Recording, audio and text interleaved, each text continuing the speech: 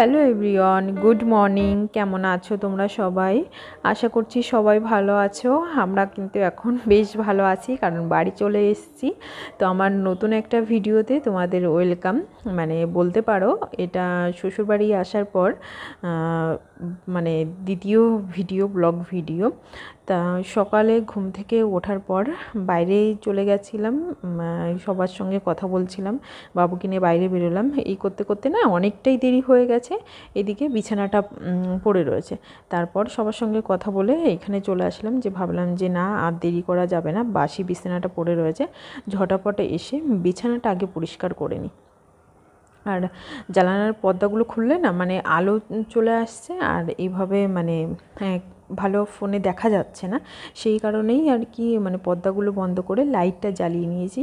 কিন্তু বাইরেটা একদমই ঝকঝকে পরিষ্কার ওয়েদার রয়েছে, অতটাও মানে অসুবিধা হচ্ছে না এখন। মানে ট্রেনের মধ্যে থেকে যেভাবে শুনছিলাম যে বৃষ্টি হবে, সেটা একটা চিন্তিত ছিলাম যে বাড়ি যাব এতদিন পর, তার মধ্যে যদি হয় বৃষ্টি, তাহলে তো মানে হয়েই গেল। তা মানে কি বলো তো, কপালে না থাকলে আর কি বলবো।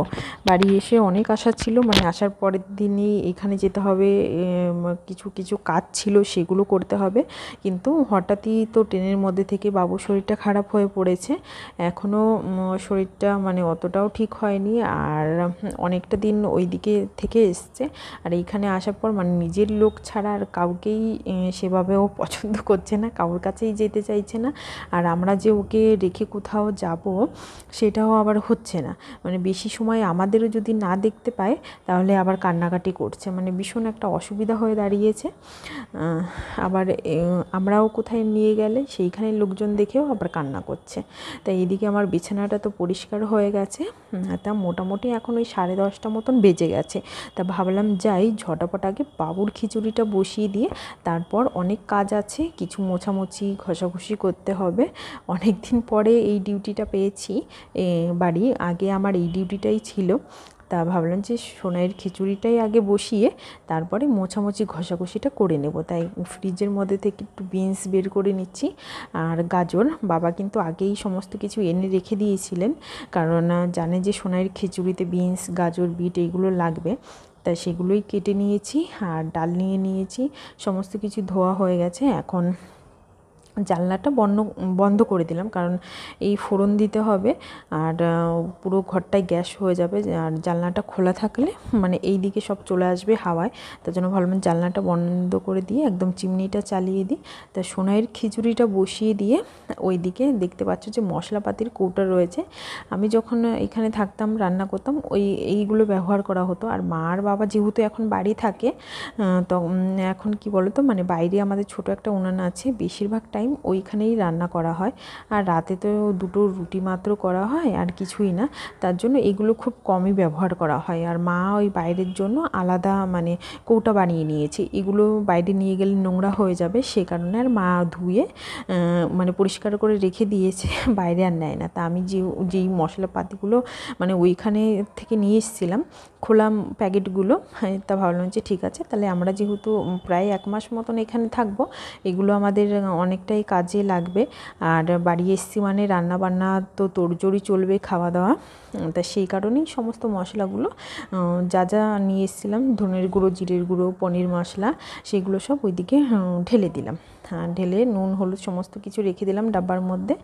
আর এদিকে আমার প্রেশার কুকারের সিটিও পড়া শুরু হয়ে গেছে, সোনাইয়ের খাবারটা হয়ে যাচ্ছে। আর বোতলগুলো ভরে রাখছি, কারণ ট্যাঙ্কির জলটা গরম হয়ে যাবে, আর গরম হয়ে গেলে না, গরম জলটা যদি এই অ্যাকোয়ার মধ্যে যায় তাহলে কিন্তু এই মেশিনটা খুব তাড়াতাড়ি খারাপ হয়ে যায়। কারণ যখন যারা সার্ভিস করতে এসেছিলো তারাই কিন্তু এই কথাটা আমাদের বলে দিয়েছে, তার জন্য আমরা যতটা পারি জল বোতলের মধ্যে ভরে রেখে ওইটা আবার পুরো ফুল ভরে মানে সুইচটা অফ করে রেখে দিই। তা ওই দিকের মোটামুটি কাজ তো আমার হয়ে গেছে। না এখন আমি এইখানে একটু মোছামুছি করে নেব।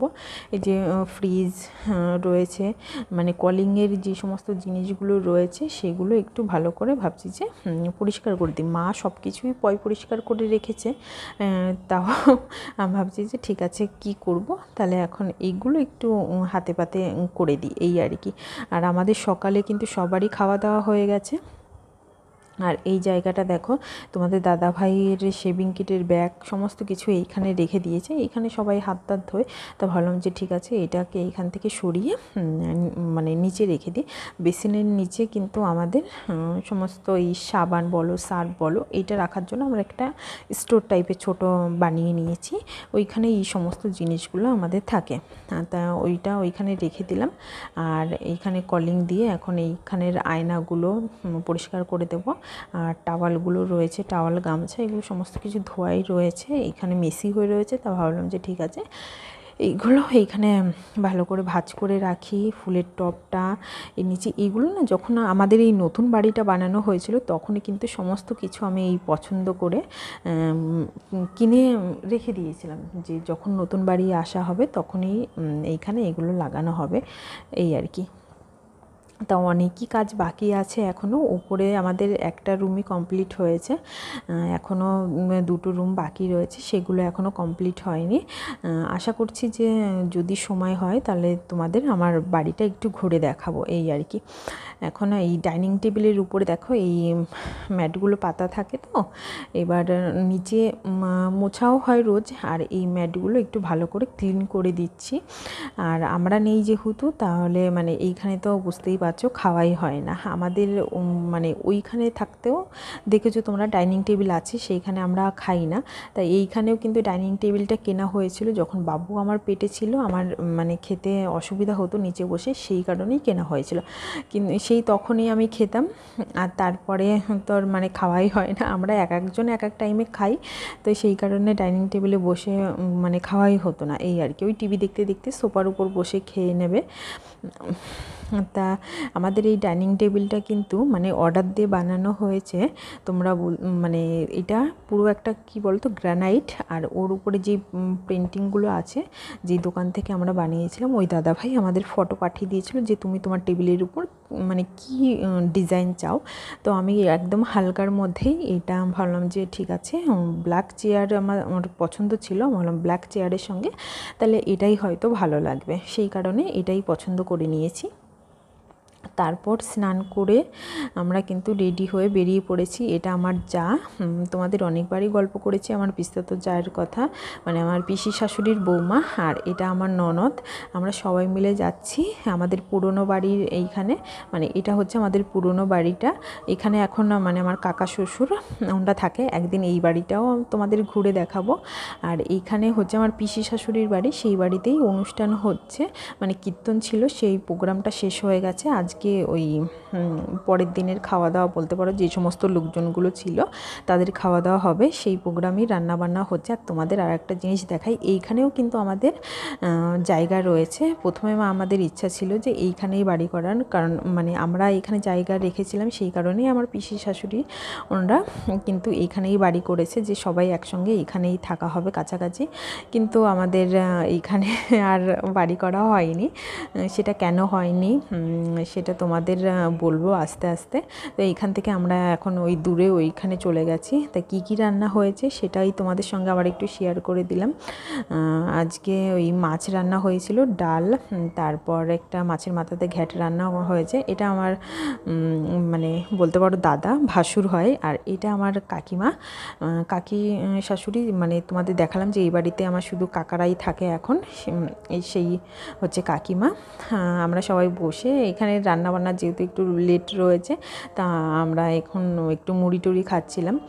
আর যারা যারা ইনভাইট আছে এই পাড়ার সব বাচ্চা টাচ্চারা এসে ওই টিভি দেখছিল, এই আর কি। তো আমরা বসে গেছি খেতে। আমাদের এই মাঠের মধ্যেই কিন্তু খাওয়া দাওয়ার সমস্ত কিছু আয়োজন করা হয়েছিল, তো তাই সবাই মিলে এখানেই মজা করে একদম নিচে খেতে বসে গেলাম। বাড়ি এসে একটু শুয়েছিলাম, তারপর দেখো সমস্ত জামা কাপড় এখানে জড়ো হয়ে গেছে। তারপর না একটু পার্লারে যাব, ওইখানে ছিলাম তো কোনো দিন, মানে এই 4-5 মাস কোথাও পার্লারেই যেতে পারিনি। তা ভাবছি যে পার্লারে যাব। তা এদিকে আবার সন্ধ্যাও লেগে গেছে। আর তোমার দাদাভাইয়ের একটা মানে বন্ধুর বাড়ি কালী পুজোতে নেমন্তন্ন আছে, সেখানেও যেতে হবে। তা আমি বললাম যে ঠিক আছে, আগে পুজো বাড়ি তো ওই 9টা নাগাদ যাব, একদম কাছাকাছি। তা ভাবলাম যে ঠিক আছে, আগে এইগুলো গুছিয়ে রেখে, সোনাই এখন ঘুমাচ্ছে, পার্লার থেকে ঘুরে আসি, তারপর যাব পুজো বাড়িতে। এসে শুধু একটু রেডি হয়ে নেব, শাড়ি পরার তো আর ঝামেলা নেই, চুড়িদার পরেই চলে যাব এই আর কি।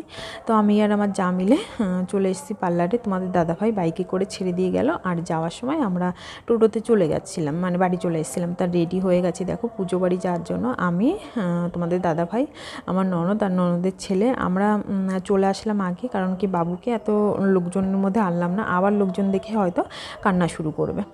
তারপর আমরা খাওয়া দাওয়া করে নিলাম। লুচি ছিল, ডাল ছিল, ছোলার ডাল, ফ্রায়েড রাইস, এইসবই। তো আজকের ভিডিওটা কেমন লাগলো প্লিজ কমেন্ট করে জানাবে, আর আমার ভিডিওগুলো ভালো লাগলে আমার চ্যানেলটি সাবস্ক্রাইব করে পাশে থাকবে।